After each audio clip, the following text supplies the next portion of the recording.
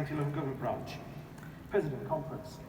It's Friday afternoon and talking pensions. Does it get much better than that? I want to put a bit of context about the LGPS, just so that everyone understands it fully. The LGPS is one of the largest defined benefit schemes in the world. It's the 5th largest in the UK, with 5.8 million members. It's got assets of £275 billion, and over 1.7 million pensions are paid each day for our members. This is a cynical Tory attack on the LGPS, a pension scheme that will enable our members to retire with security and dignity.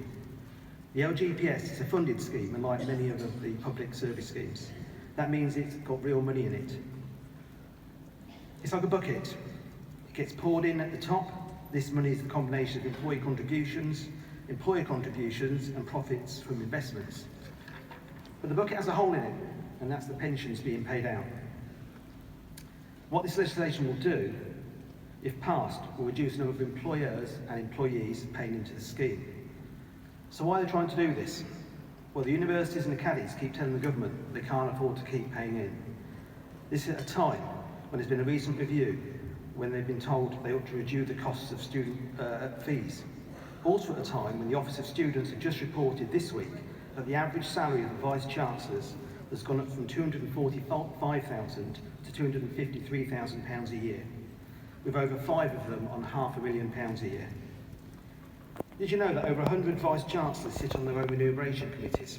I think we'll all like to be able to do that. If this legislation is passed, it will allow universities and FE colleges and sixth form colleges to offer alternative pensions, because the government's decided that employees of these establishments are no longer considered public sector workers.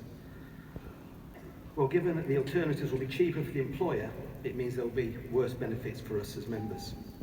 Early this year, my own employer, Northamptonshire County Council, tried to withhold £2 million of employer contributions.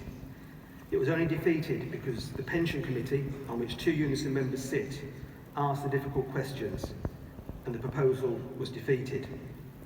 The next day, the chair, a Tory councillor, was removed from the committee, a sad reflection on the state of Northamptonshire County Council. This proposal will lead to a 2-tiered workforce. Back to the bucket. If the government stops significant members joining the scheme, eventually the bucket will dry. We know as public sector workers that we don't do it for the money, but we do deserve something in retirement.